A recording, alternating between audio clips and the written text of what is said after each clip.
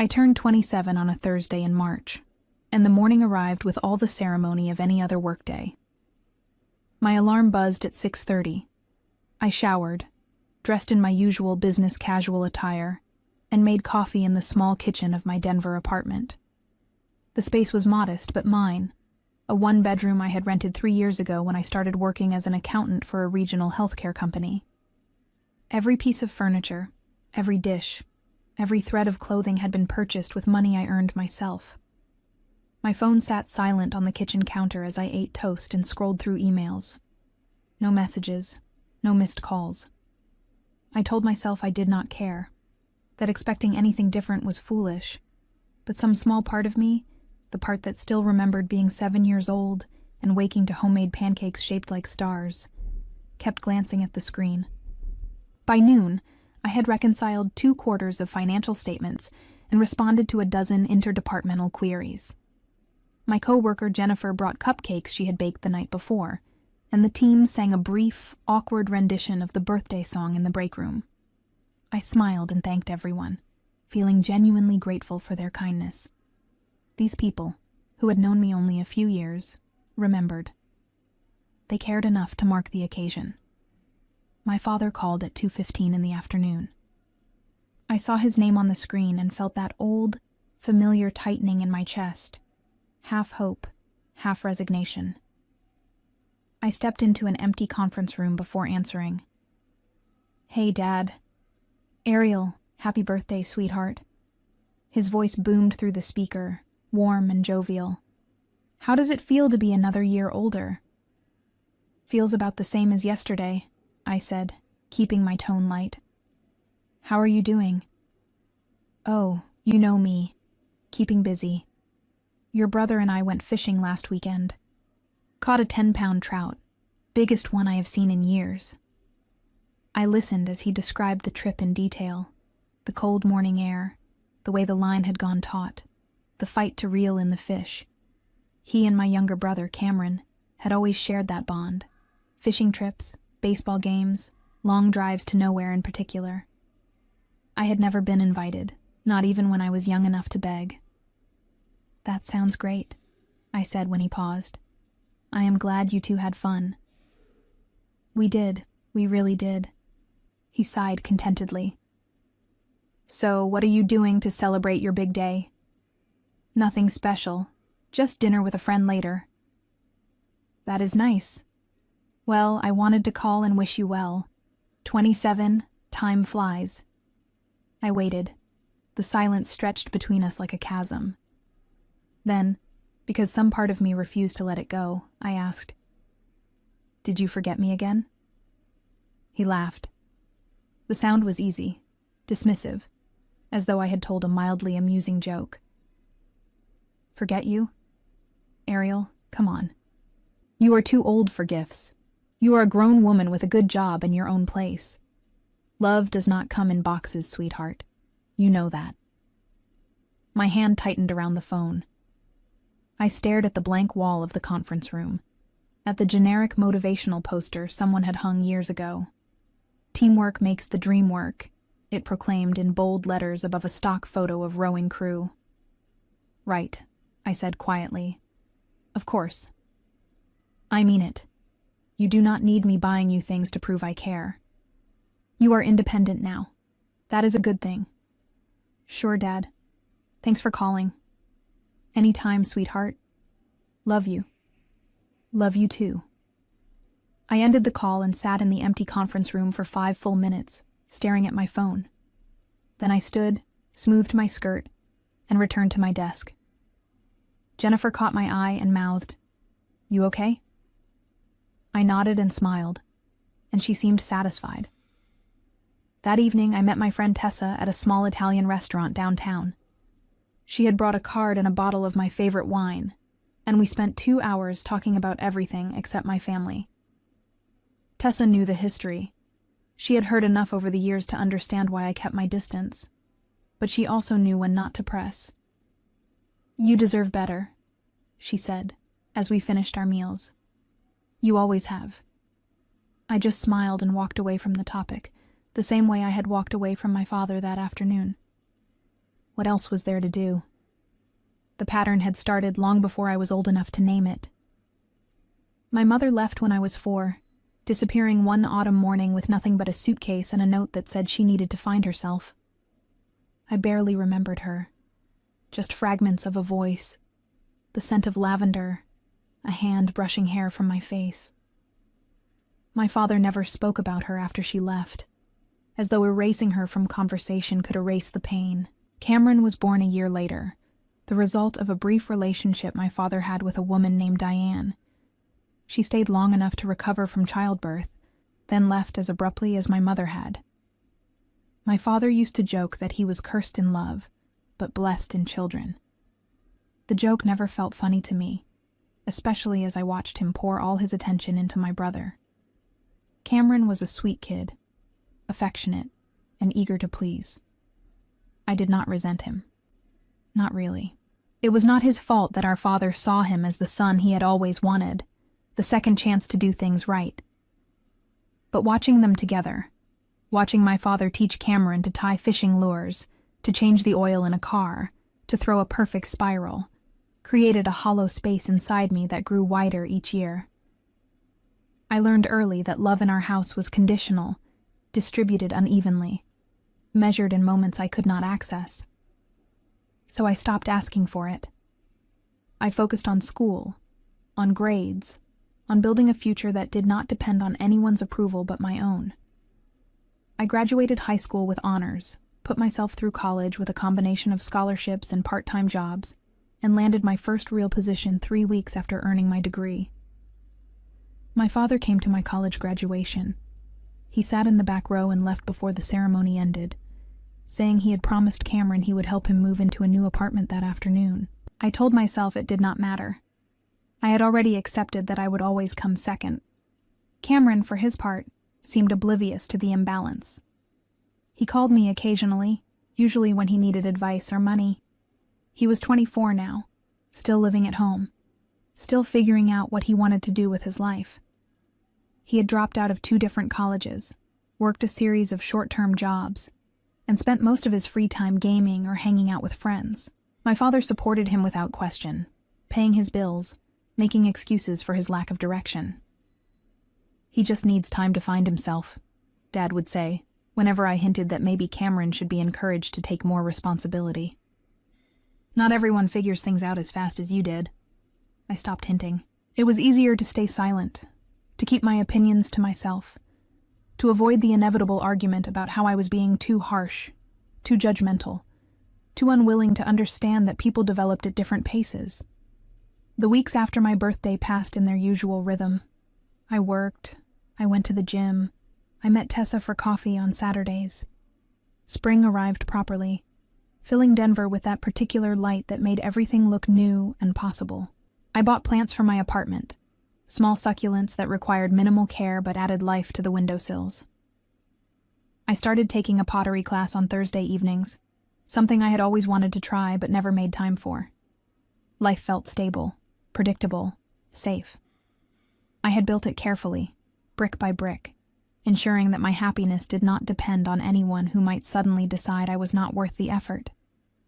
I had learned that lesson early and well. My father called occasionally, always with the same easy tone, the same casual questions about work and weather. He never asked if I needed anything. He never offered help. I had stopped expecting either. Cameron called more frequently, usually late at night, his voice slightly slurred from whatever he had been drinking. He would ramble about his latest idea, a business venture, a trip he wanted to take, a girl he had met. I would listen patiently, offer vague encouragement, and end the call feeling vaguely exhausted. "You should visit more," he said during one of these calls in early April. "Dad misses you." "I am sure he does," I replied, keeping my voice neutral. "I am serious. He talks about you sometimes, says he is proud of how independent you are." "That is nice to hear. You could come for dinner this weekend. I will cook." I declined politely, citing work obligations. The truth was simpler. I did not want to sit in that house, In that kitchen, where I had eaten so many silent meals, and pretend everything was fine. I did not want to watch my father and brother share inside jokes while I smiled from the periphery. I had built a life where I did not have to do that anymore, and I intended to keep it. The first week of May brought unseasonably warm weather and a series of complex audits at work that kept me late most evenings. I thrived in the busy season, finding satisfaction in the precision required, the way numbers told stories if you knew how to read them. My supervisor, a woman named Patricia who had worked in accounting for 30 years, frequently praised my attention to detail and offered hints that a promotion might be coming my way. "You have a gift for this," she told me one Thursday afternoon as we reviewed quarterly reports. "Most people see numbers as obstacles. You see them as puzzles worth solving." I thanked her and returned to my desk, feeling genuinely pleased. This was the validation I understood, earned through effort, measurable in results, untainted by the complicated dynamics of family obligation. Tessa and I met for dinner that Friday at a new Thai restaurant near her apartment. She worked as a graphic designer for an advertising agency and had recently been assigned to a major campaign for a national outdoor gear company. She talked animatedly about the project, her hands gesturing as she described the creative direction, the challenges of balancing client expectations with artistic vision. "You should come camping with us this summer," she said, as we shared pad thai and green curry. "A whole group is planning a trip to Rocky Mountain National Park in July. It would be good for you to get out of the city." "I will think about it," I said, meaning it. The idea of sleeping in a tent and hiking mountain trails appealed to the part of me that wanted to prove I could be adventurous, spontaneous, capable of joy that did not require careful planning. We were finishing our meal when my phone rang. I glanced at the screen and saw my father's name. I considered letting it go to voicemail. It was late, and I was enjoying the evening, but something in my gut told me to answer. "Hey, Dad, what is up?" His voice came through rough and strained, nothing like the jovial tone I was used to. "Ariel, oh, thank God you answered." I straightened in my seat, my stomach dropping. "What is wrong? Are you okay?" "I need your help." The words tumbled out fast, desperate. "Your brother, Cameron. He drained my account. Everything is gone." Tessa watched my face change, her expression shifting from curious to concerned. I held up one finger, asking her to wait, and stood from the table. "What do you mean, drained your account?" "He took it all, every dollar. I went to the bank this morning to pay bills and there was nothing. Nothing, Ariel. 40 years of savings. Gone." My mind raced through possibilities, trying to make sense of what he was saying. "How did he access your account?" "I gave him my banking information months ago. He said he needed to transfer some money for me, that it would be easier if he could do it directly. I trusted him. He is my son." "Did you call the bank?" "Yes, they said the transfers were authorized. He moved everything into a cryptocurrency account. I do not even understand what that means. The bank says there is nothing they can do." I walked toward the restaurant entrance, needing air, needing space to think. Outside, the evening was warm and clear, people walking past in groups, laughing, oblivious. Where is Cameron now? I do not know. He has not been home in 3 days. He is not answering his phone. "Ariel, I am scared. I do not know what to do. I have bills due next week. The mortgage is due. I cannot lose the house." The panic in his voice was real, raw, completely unlike anything I had ever heard from him. My father had always been the strong one, the one who had answers, who laughed off problems and insisted everything would work out fine. Hearing him like this felt fundamentally wrong, like the world had tilted on its axis. "How much did he take?" "Everything. Almost $200,000. My retirement fund, the savings account, the emergency fund. All of it." I closed my eyes, trying to process the number. $200,000. A lifetime of work. Gone. "You need to file a police report," I said, forcing my voice to stay calm, practical. Right now, tonight. I cannot do that. He is my son. I cannot send him to jail. Dad, he stole $200,000 from you. That is a serious crime. There has to be another way. That is why I am calling you. You are smart with money. You understand these things. Can you help me figure this out? I stood on the sidewalk outside the Thai restaurant, phone pressed to my ear, and felt something cold and hard settle in my chest. My father, who had forgotten my birthday without apology, who had dismissed my request for acknowledgement with a laugh and a platitude about love not coming in boxes, was now asking for my help. My brother, who had always been the golden child, the one who received unconditional support despite offering little in return, had betrayed that trust in the most devastating way possible. Please, Ariel, my father said, his voice breaking. I have no one else to turn to. You are all I have left. I thought about 27 years of being second choice, second thought, second rate. I thought about my own apartment, my own furniture, my own carefully constructed life built entirely without his help or interest. I thought about the birthday call, about his easy laughter, about the casual cruelty of his dismissal wrapped in wisdom he had never earned the right to dispense. Love does not come in boxes, I said quietly. You told me that. Remember? What? Or money. Love does not come in boxes or money. Those were your words, Dad. The silence on the other end stretched long enough that I wondered if the call had dropped. Then he spoke, his voice small and confused. Ariel, I do not understand. I need your help. I know you do, I said. But I am afraid I am too independent for this kind of thing. You said yourself that I do not need anyone. That is a good thing, right? Please do not do this. Not now. I ended the call and stood staring at my phone for a long moment. Then I turned and walked back into the restaurant, where Tessa was waiting with worried eyes and questions I was not yet ready to answer.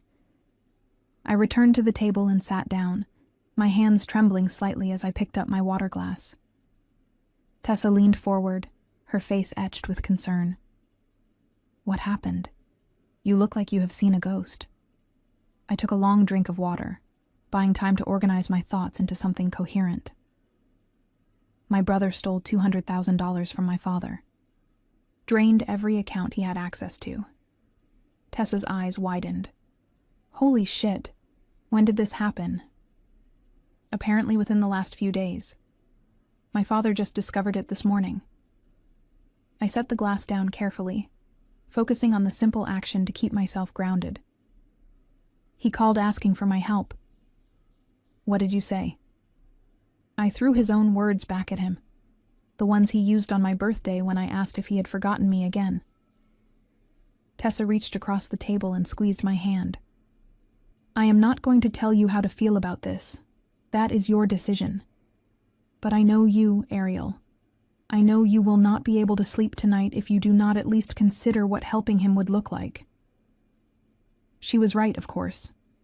Despite everything, despite the years of being overlooked and dismissed, I could not simply turn off the part of me that wanted to fix things, to solve problems, to make order from chaos. It was why I had become an accountant in the first place. The satisfaction of taking something broken and making it work again. We finished our meal in relative silence, Tessa respecting my need to process. She paid the bill over my protests, insisting that I had enough to deal with without worrying about splitting a dinner check. We hugged outside the restaurant, and she made me promise to call her the next day. I drove home through streets that suddenly felt unfamiliar, as though the city itself had changed in the span of a single phone call.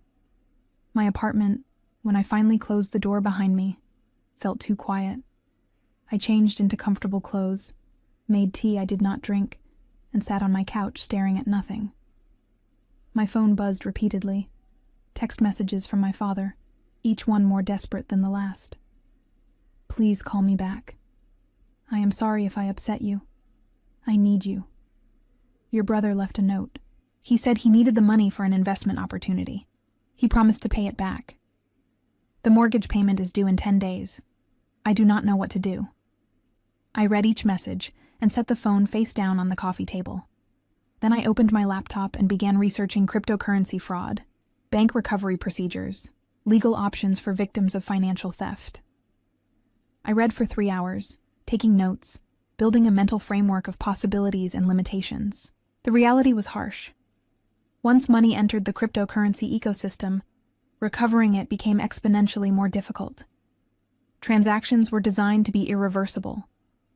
Even if my father filed a police report and Cameron was eventually caught, the money might be long gone, converted and moved through exchanges that operated in legal gray areas across multiple countries. But there were steps that could be taken, immediate actions that might limit the damage or create a trail that law enforcement could follow. I made a list, prioritizing by urgency and feasibility. At 2 a.m, I finally called my father back. He answered on the first ring. "Ariel, thank God." "I have been researching," I said, skipping any preamble. "You need to do several things immediately. First, file a police report. I know you do not want to, but it is necessary for any chance of recovery. Second, contact your bank and formally dispute the transactions.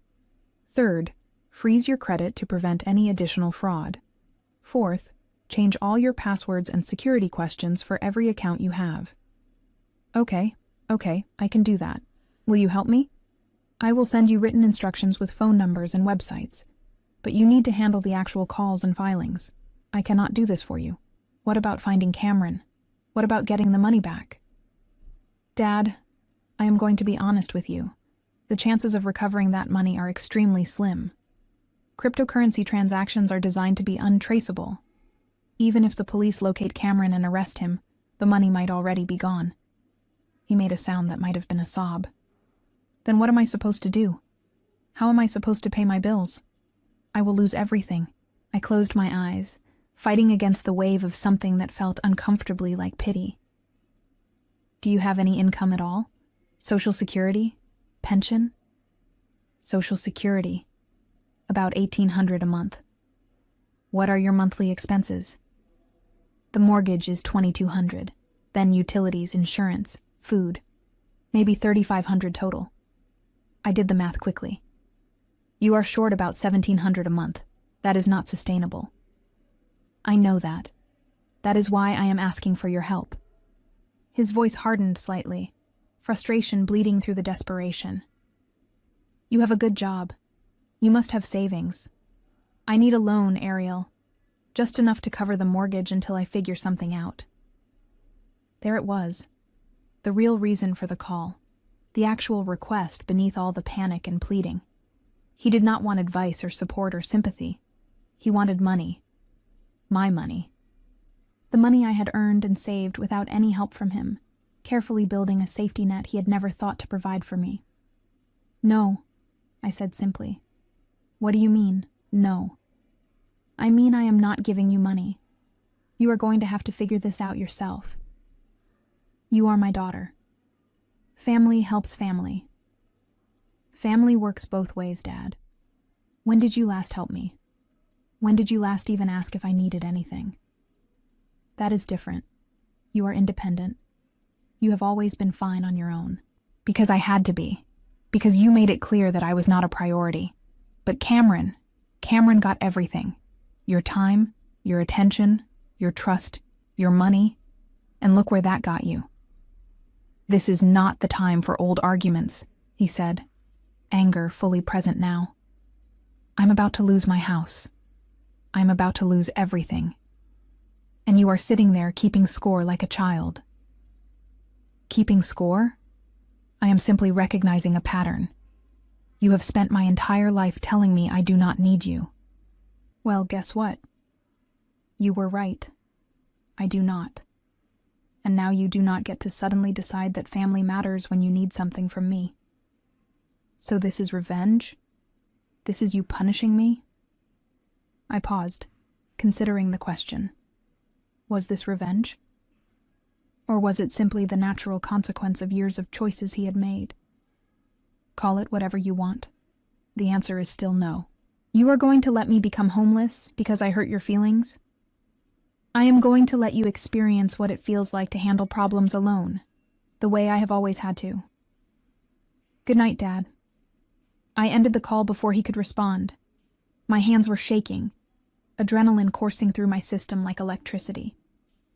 I had never spoken to him like that, never voiced the resentment I had carried for so long.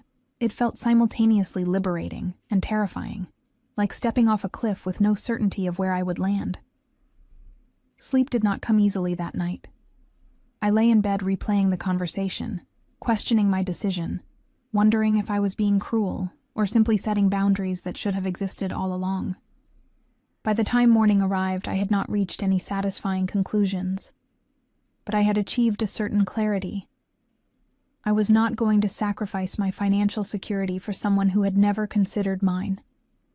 Saturday morning brought rain and a headache that pulsed behind my eyes with metronomic persistence.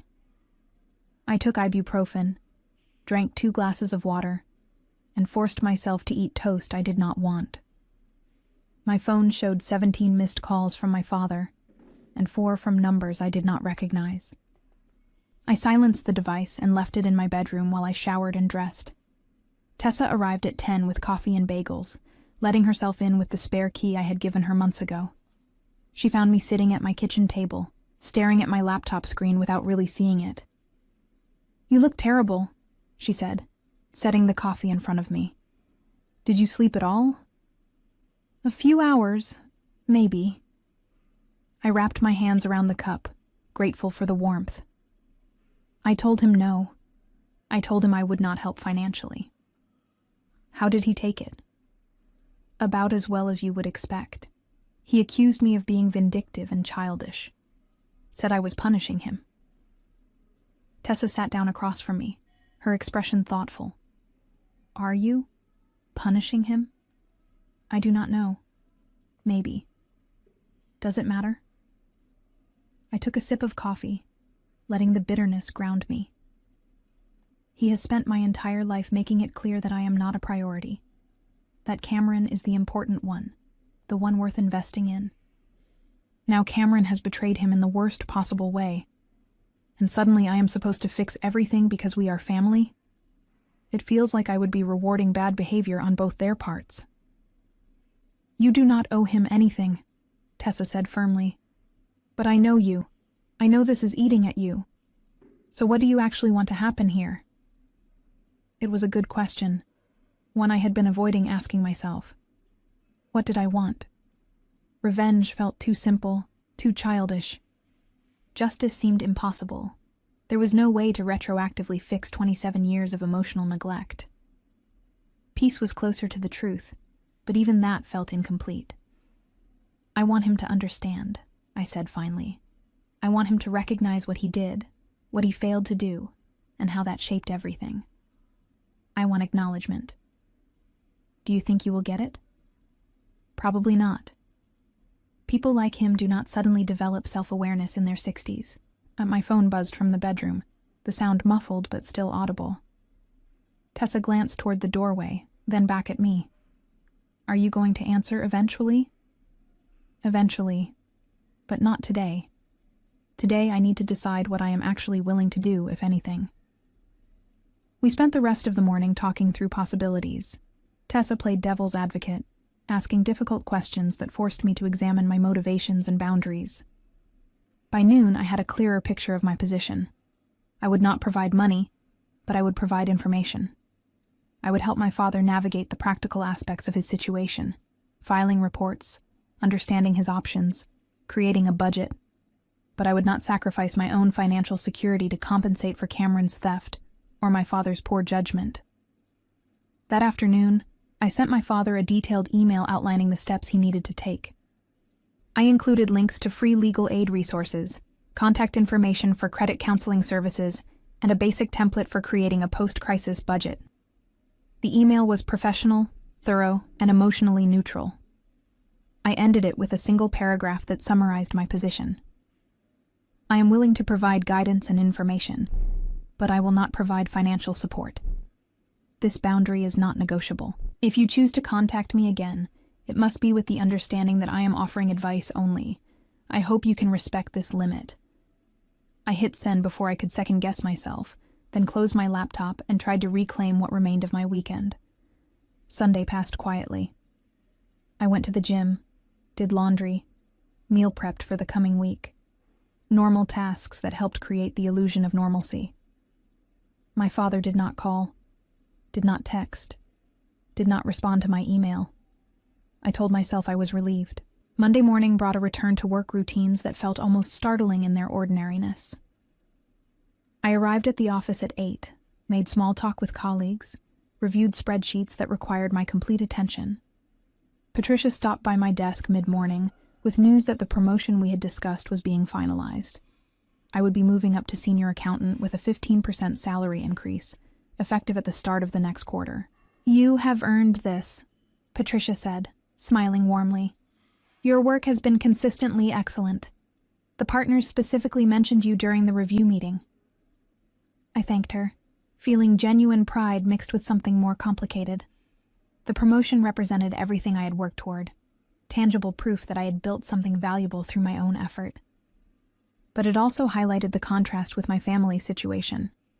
Professional success that would remain invisible to my father, unacknowledged and unappreciated. That evening, as I was leaving the office, my phone rang.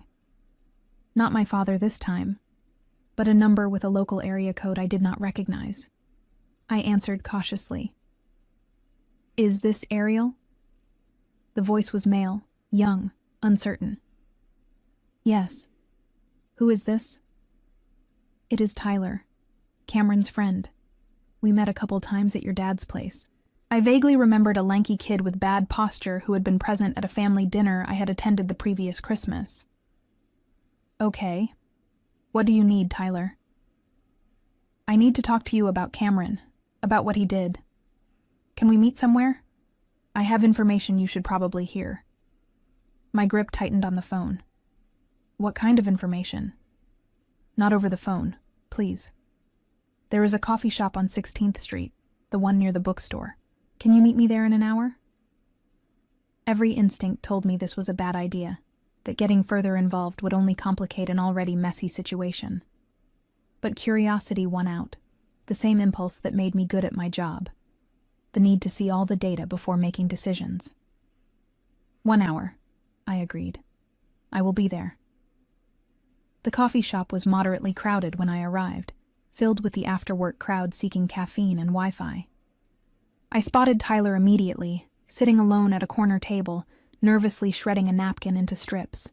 He looked thinner than I remembered, with dark circles under his eyes that suggested stress or lack of sleep or both. I ordered tea at the counter, then joined him at the table. "You wanted to talk." He glanced around as though checking for eavesdroppers, then leaned forward. Cameron did not act alone. The cryptocurrency thing, the theft. It was not his idea. Whose idea was it? There is this guy, Dominic. He runs what he calls an investment group, but it is basically a scam. He targets people with access to money and convinces them to invest in crypto schemes that never pan out. Cameron got involved with him about 6 months ago. I processed this information, fitting it into the larger puzzle. And Dominic convinced Cameron to steal from our father? Not directly, but he created this whole pressure situation. Told Cameron he needed to invest at least $200,000 to get in on a ground floor opportunity.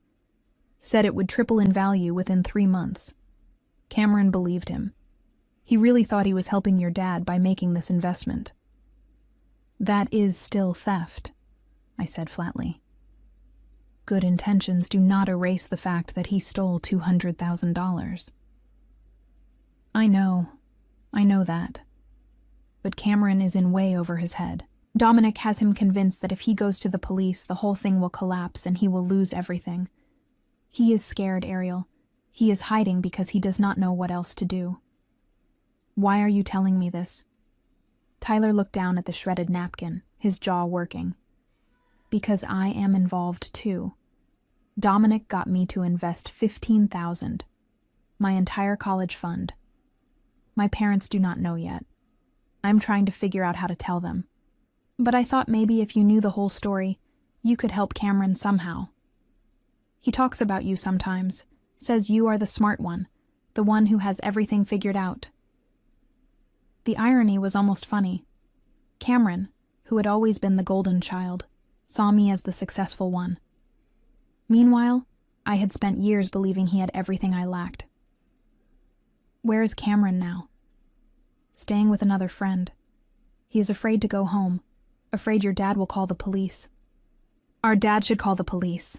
This Dominic person needs to be stopped before he ruins more lives. But that would mean Cameron goes to jail too. Cameron made choices, bad ones. He needs to face consequences. I softened my tone slightly, seeing the genuine distress on Tyler's face. Look, I understand you are trying to help your friend, but enabling him to avoid responsibility is not helping. It is just delaying the inevitable. Tyler nodded miserably. I know. You are right. I just thought maybe there was another way. I left the coffee shop feeling heavier than when I arrived. The situation was more complicated than I had realized.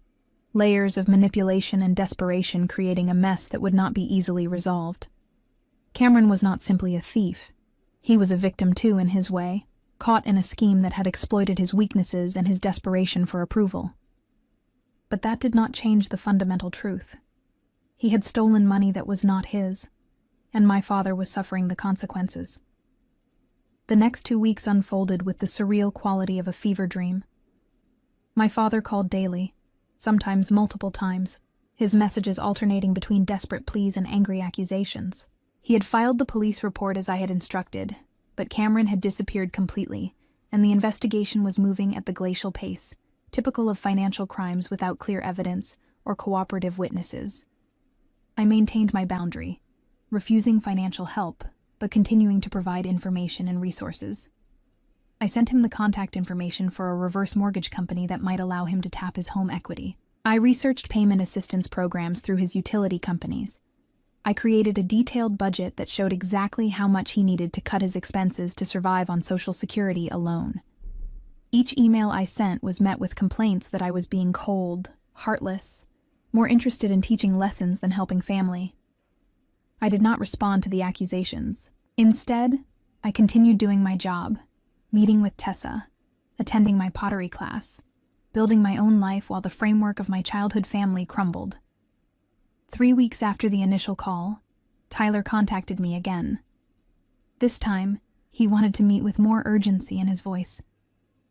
Dominic is planning to leave the country, he told me over the phone. I overheard him talking about it with some other people in the group. He is taking all the money and disappearing. If we do not do something now, everyone loses everything. This is a matter for the police, I said. The police do not have enough evidence to arrest him yet. By the time they do, he will be gone. But I have access to some of his records. I have been keeping copies of everything because I had a feeling something was wrong. If someone who understands finance looked at them, they might be able to see the pattern, might be able to help the police build a case faster. I should have said no, should have maintained my distance, protected my own peace. But the part of me that solved puzzles, that found satisfaction in making sense of chaos, could not resist. Send me what you have. I will look at it. No promises beyond that. Tyler emailed me dozens of files that evening. Bank statements, transaction records, text message screenshots, scanned documents that outlined the investment scheme. I opened them on my laptop and immediately recognized the patterns. Dominic was running a classic Ponzi scheme, using money from new investors to pay returns to earlier participants, creating the illusion of profitability while systematically draining funds into his own accounts. The records Tyler had provided showed at least 30 different victims, people who had collectively invested over $3 million. Cameron's $200,000 was just one piece of a much larger operation. The scheme was sophisticated enough to avoid immediate detection, but sloppy enough that a forensic accountant could tear it apart with a few hours of focused analysis. I spent the entire night building a case file. I organized the documents chronologically, created spreadsheets tracking money flows, identified specific transactions that demonstrated fraud. By dawn, I had a comprehensive report that laid out the entire operation in language even a financial novice could understand. Then I did something I had not done in weeks. I called my father. He answered warily. Ariel, I have information about Cameron's situation, about the person who convinced him to steal from you. Can you come to my apartment this morning? I need to show you something. Why? Are you finally going to help? Just come, please. He arrived 2 hours later, looking older than I remembered. The stress had carved new lines into his face, added a stoop to his shoulders that spoke of sleepless nights and constant worry. I felt a pang of something uncomfortably close to sympathy, but I pushed it aside. This was not about emotion. This was about information. I showed him everything I had compiled, explained how the scheme worked, how Cameron had been targeted, how at least 24 other people had been similarly victimized. His face went through several transformations as I walked him through the evidence. Shock, anger, confusion, and finally something that might have been understanding. Cameron thought he was investing, he said quietly when I finished. He thought he was making money for me. He thought wrong, but he was manipulated by someone who does this professionally. That does not excuse what he did, but it provides context. What do I do with this information? You take it to the detective handling your case.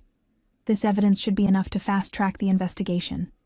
If they move quickly, they might be able to freeze Dominic's accounts before he leaves the country. That might mean recovering at least some of the stolen money. My father stared at the papers spread across my coffee table, his hands trembling slightly. Why are you helping now, after everything you said? Because this is bigger than you and Cameron and old resentments. 30 people have been victimized. If I can help stop it, then I should. But make no mistake, Dad. This does not change anything between us. I am still not giving you money. I am still not going to pretend that everything is fine. This is me doing the right thing, not me forgiving you. He nodded slowly. I understand. Thank you. For this, at least. After he left, I sat in my apartment feeling strange. Not satisfied exactly, but purposeful. I had used my skills to expose something genuinely harmful, to potentially help people I would never meet. It felt different from the petty satisfaction of refusing to help, cleaner somehow. The police moved faster than I expected. Within 3 days, they had arrested Dominic at the airport, caught him attempting to board a flight to Costa Rica with 2 suitcases of cash. The arrest made local news, and my phone lit up with messages from Tyler, from my father, even from strangers who had been victims, and somehow gotten my contact information. Cameron turned himself in a week later. The police offered him a deal in exchange for his cooperation: probation instead of jail time, restitution payments spread over several years. My father mortgaged his house to pay for Cameron's legal fees, a choice I understood even if I did not agree with it. The recovered money amounted to about 40% of what had been stolen. My father received approximately $80,000, enough to stabilize his immediate situation, but nowhere near what he had lost. He called to tell me, his voice carrying notes of relief and residual stress. It is not everything, but it is something. I can breathe again. I can keep the house. That is good, Dad. I am glad. I have been thinking about what you said. About Cameron getting all the attention, all the support. You were right. I was not fair to you. I waited, not trusting myself to speak. I do not know how to fix it. I do not know if I can. But I want you to know that I see it now. I see what I did wrong. Okay, I said carefully. What are you going to do with that recognition? I do not know yet. Maybe nothing. Maybe it is too late. But I thought you should hear me say it. You deserved better. You deserved better from me. It was not an apology, not exactly. But it was closer than I had ever gotten before. Acknowledgement without excuses, recognition without requests. It did not heal the wounds of 27 years, but it was something. Thank you for saying that, I told him. It matters. We talked for a few more minutes, awkward and uncertain, testing the boundaries of what our relationship might become. When the call ended, I sat holding my phone and realized something had shifted. Not forgiveness, not reconciliation, but perhaps the possibility of both, somewhere down the line. For now, that was enough. Summer arrived in Denver with the kind of heat that made the air shimmer above asphalt and drove everyone indoors during the peak afternoon hours. I had settled into a new rhythm at work, the promotion bringing additional responsibilities that kept me engaged and challenged. Patricia assigned me to lead a team conducting a major audit for a manufacturing company, and I threw myself into the project with the intensity that had always served me well. My father and I spoke occasionally, brief phone calls that maintained a cordial distance. He updated me on Cameron's community service hours and restitution payments. He mentioned selling some furniture and downsizing his lifestyle to accommodate his reduced financial circumstances. I listened without offering advice unless directly asked, maintaining the boundary I had established. Cameron reached out in mid-June with a text message that simply said, "Can we talk?" I waited 2 days before responding. "What about?" "I want to apologize, face to face. Will you meet me?" Part of me wanted to refuse, to maintain the safe distance I had carefully constructed. But curiosity won out again, that persistent need to see patterns through to their conclusions. I agreed to meet him at a park near downtown, a neutral public space where the conversation could remain brief if necessary. He looked different when I saw him waiting by the fountain. Thinner, more subdued, lacking the easy confidence I remembered. He wore a plain t-shirt and jeans, his hair longer than usual, shadows under his eyes that spoke of troubled sleep. "Thanks for coming," he said as I approached. "I was not sure you would." I almost did not. I sat on a bench facing the fountain, leaving space between us. "You said you wanted to apologize." Cameron sat down, his hands clasped between his knees. "I messed up, completely. I know that now. I thought I was being smart, thought I was helping Dad by making this investment. Dominic made it sound so easy, so guaranteed. I did not realize what I was doing until it was too late." "You stole $200,000, I said flatly. "You knew that much, at least." I know. There is no excuse for that, but I genuinely believed I would be able to pay it back with interest within a few months. I thought Dad would never even need to know. I thought I would be the hero who solved all his retirement worries. I studied his face, looking for signs of manipulation or dishonesty, but saw only genuine regret. "Why did you need to be the hero? Dad already treated you like one." Cameron laughed bitterly. "Did he?" Because from where I was sitting, I was the disappointment. The son who could not finish college, who could not hold a job, who still lived at home at 24. You were the successful one. You had your life together. I was just the screw-up trying to prove I could do something right. The perspective shift was disorienting. I had spent so many years believing Cameron had everything, our father's attention, his approval, his unconditional support. Hearing that Cameron had felt inadequate, had been trying to earn validation through increasingly desperate means, complicated the narrative I had constructed. "That does not justify what you did," I said. "I know. I am not trying to justify it. I am trying to explain it. And I am trying to say I am sorry. To you, specifically. Tyler told me what you did, how you helped build the case against Dominic. You did not have to do that, especially after Dad called you on your birthday and said those things. How do you know about that?" "He told me. Later, when he was yelling at me about everything. He mentioned that you had asked if he forgot you again, and he had laughed and said that thing about love not coming in boxes. He said it like it was a reasonable response, like you were being silly for caring.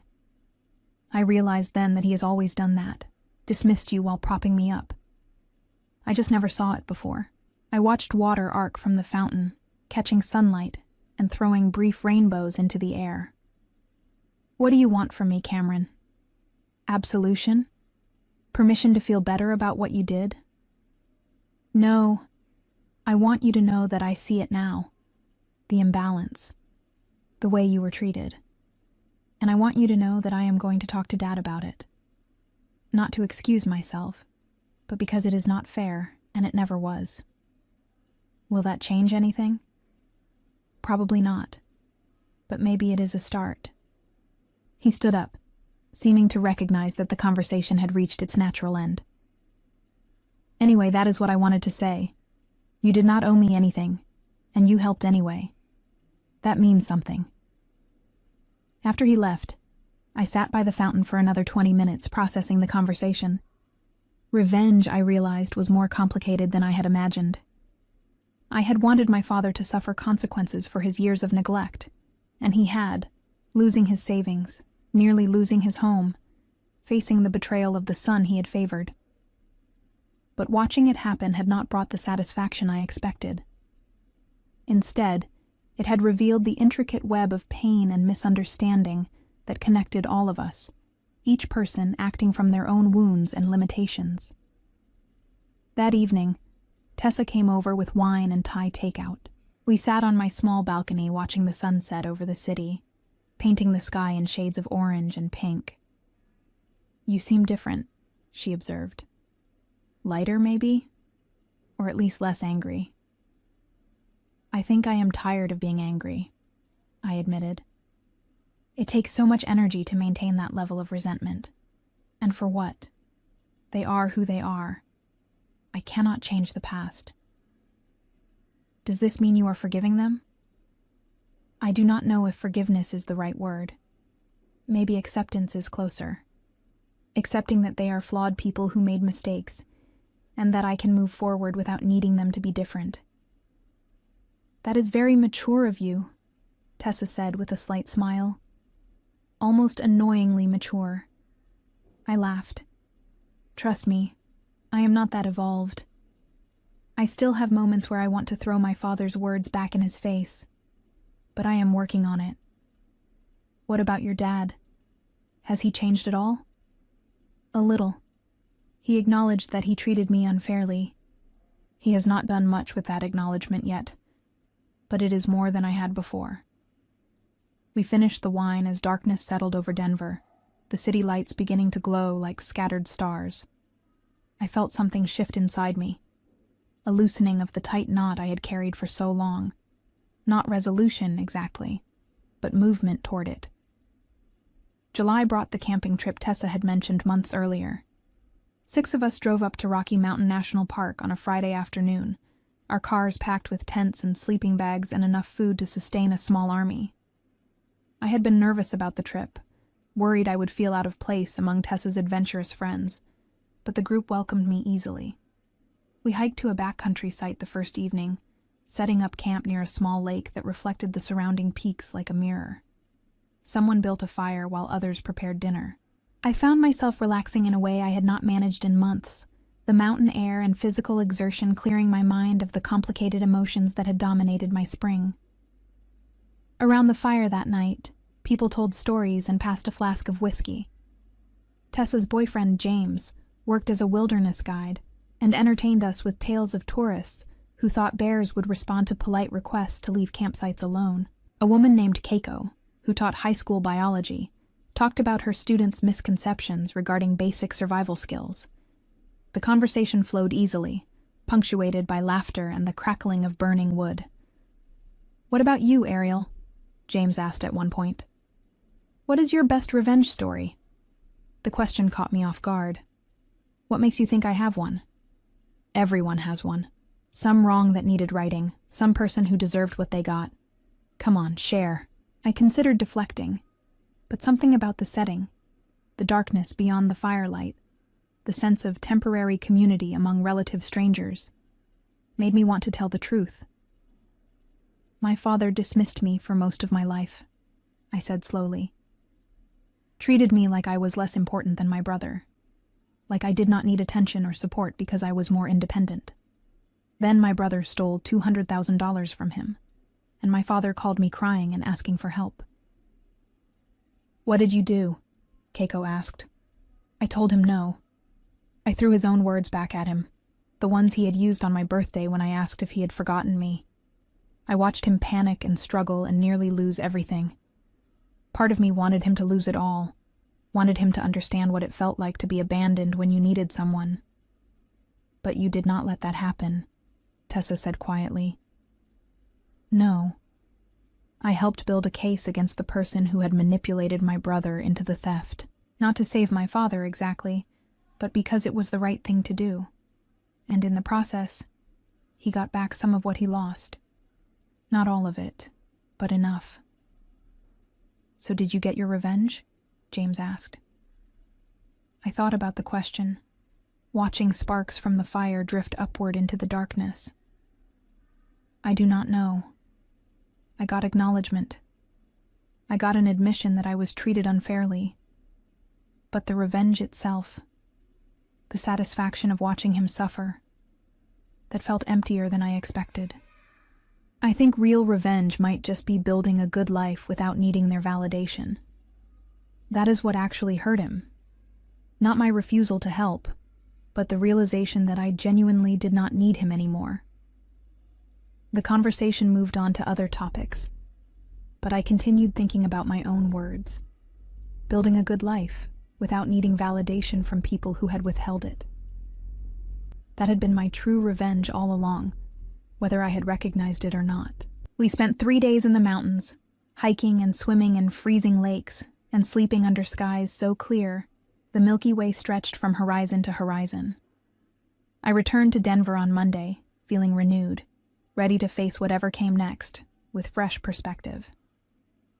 What came next was an unexpected phone call from my father's neighbor, a woman named Joyce, whom I had met a few times over the years. Your father fell, she told me without preamble. He is in the hospital, broke his hip. The doctors say he will need surgery and then extensive rehabilitation. My stomach dropped. When did this happen? This morning. He was trying to fix something on his roof. He did not want to pay someone to do it, said he could handle it himself. Stubborn man. Which hospital? She gave me the information, and I promised to head there immediately. As I drove across the city, I felt the familiar tangle of emotions. Worry mixed with frustration, concern layered over old resentments. He was my father, however complicated our relationship. I could not simply abandon him in a moment of genuine crisis. I found him in a room on the 3rd floor, his leg elevated and immobilized, his face drawn with pain despite whatever medication they had given him. He looked small in the hospital bed, vulnerable in a way I had never associated with him. Ariel, he said when he saw me. You came. Joyce called me. What were you thinking, climbing on your roof at your age? I needed to fix the gutter. Water was pooling near the foundation. I could not afford to hire someone. You could have asked for help. You could have called me. Could I? After everything? I thought you had made it clear you wanted distance. I pulled a chair close to the bed and sat down. Distance, yes, but not complete abandonment. There is a difference. He studied my face for a long moment. I do not know how to navigate this. Our relationship. I know I ruined it, but I do not know how to fix it. Maybe you cannot fix it, I said. Maybe the best we can do is build something new from here, something honest, where we actually talk about the hard things instead of pretending everything is fine. I am afraid I am too old to change that much. Then maybe you stay the same, and I accept you as you are. Not because you deserve it, but because holding on to all this anger is exhausting. I am tired of being angry, Dad. I am tired of keeping score. His eyes grew damp, and he looked away toward the window. I was so focused on Cameron, on trying to give him what I thought he needed. I did not realize I was failing you in the process, and now I have failed both of you. He is facing criminal charges, and you do not trust me. Some father I turned out to be. You made mistakes. You are still making them. But you are also trying, in your limited way, to do better. That counts for something. We talked for another hour, covering ground we had never dared approach before. He told me about his own father, who had been distant and critical, and how he had sworn he would be different with his own children. He talked about my mother leaving, and how that had broken something in him that never fully healed. He admitted that he had projected his own fears onto me, seeing my independence as evidence that I did not need him, when really it was evidence that he had forced me to become self-sufficient too early. I told him about the years of feeling invisible, of watching him pour affection into Cameron while offering me only casual dismissal. I explained how his comment on my birthday had crystallized decades of hurt into a single sharp moment. I described the satisfaction and then the emptiness of refusing to help him when he asked. It was not a complete reconciliation. Too much history existed between us for that. But it was a beginning, an honest acknowledgement of the damage on both sides and a tentative agreement to try something different. When visiting hours ended, I stood to leave. My father reached out and caught my hand. "Thank you for coming," he said. "And thank you for being better than I taught you to be. You figured out how to be strong and kind at the same time. I do not know where you learned that, but it was not from me." I squeezed his hand gently. "Maybe I learned it from necessity, but I am glad I did." The surgery went well, and my father began the long process of rehabilitation. I visited twice a week, bringing books and groceries and occasionally just sitting with him while he complained about the physical therapy exercises. Cameron visited too, awkward at first, both of us navigating this strange new dynamic where none of the old patterns quite fit anymore. One evening in late August, the three of us sat together in my father's living room. He was home from the rehabilitation center, mobile with a walker but still needing assistance with daily tasks. Cameron had moved back in temporarily to help, an arrangement that clearly strained both of them, but seemed necessary under the circumstances. "I have been thinking," my father said during a lull in conversation, "about selling the house. It is too big for me now, and the maintenance is becoming impossible. I could buy something smaller, maybe a condo, and use the extra money to pay back what Cameron still owes and have something left for retirement." "Are you sure?" I asked. "This house has been yours for 30 years. "It is just a building. I am tired of being trapped by it. Time to let go of some things." He looked at both of us, his expression serious. "I owe you both apologies. Real ones. Not just vague acknowledgments. Ariel, I am sorry for making you feel like you did not matter, for treating your accomplishments as less important than Cameron's potential.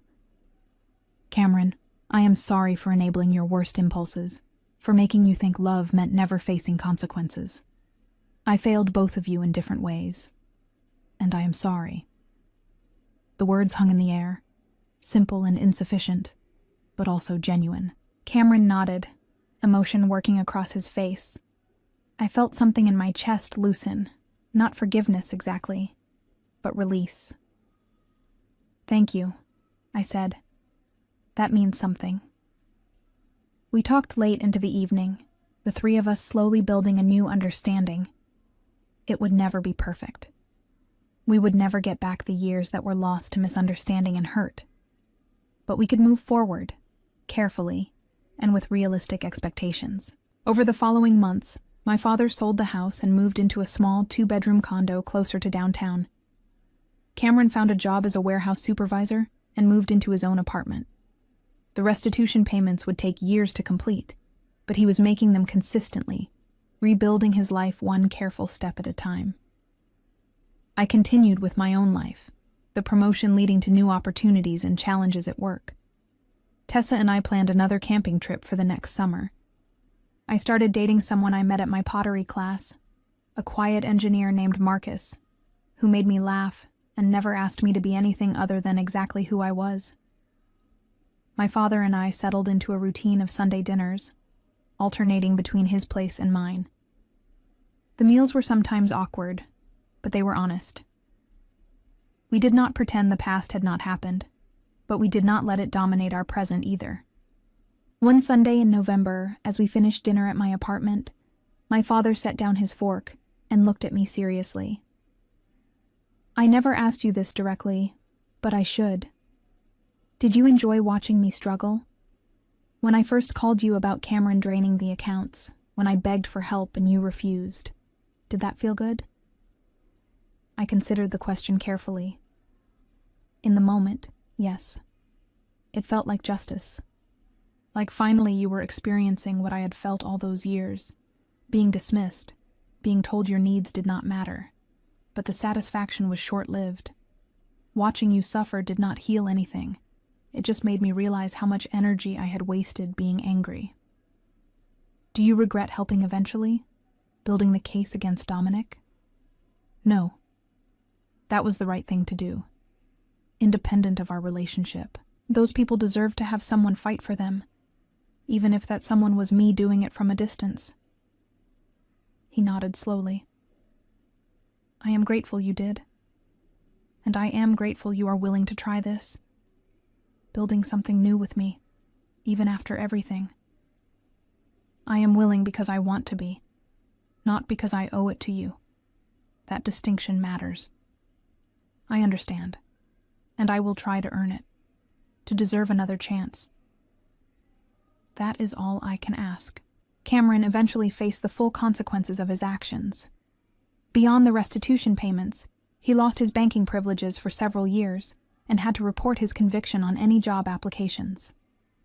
Several positions he applied for rejected him once they learned about his criminal record.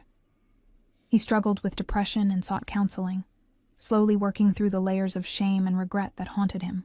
My father, witnessing his younger son's genuine suffering, finally understood that real love sometimes meant allowing people to face the natural results of their choices, rather than shielding them from discomfort. The lesson came late, but it came. Dominic received a 15-year sentence for fraud and faced multiple civil lawsuits from his victims. The investigation uncovered additional schemes he had run over the previous decade, defrauding investors across 3 states of nearly $8 million. Several victims never recovered their losses, their retirement dreams permanently shattered by his greed. Tyler testified against him, providing the documentation that helped secure the conviction. The experience aged Tyler visibly, stripping away his youthful naivety and replacing it with hard-won wisdom about trust and consequences. As for me, I learned that revenge was not as satisfying as I had imagined. The real victory was not in watching others suffer, but in refusing to let their mistakes and limitations define my own worth. I had built a life that stood independent of my father's approval, and that life was enough. More than enough. It was mine, created through my own choices and sustained by my own efforts. Sometimes late at night, I think about that phone call on my birthday, about my father's dismissive laughter when I asked if he had forgotten me. The hurt still exists, a small scar that will probably never fully disappear. But it no longer controls me. I have learned to carry it without letting it weigh me down, to acknowledge the pain without letting it poison my present. My father is trying, in his imperfect way, to be better. Cameron is rebuilding his life with genuine humility, and I am moving forward, no longer waiting for anyone to validate my existence or acknowledge my worth. I know it now, deeply and certainly, in a way that no gift or gesture could have taught me.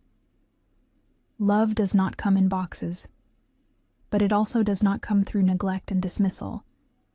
Real love requires effort, attention, and the courage to admit when you have failed. My father is learning that now, slowly and painfully. I learned it years ago, out of necessity, and that might be the greatest revenge of all, becoming the person I needed when no one else was willing to be.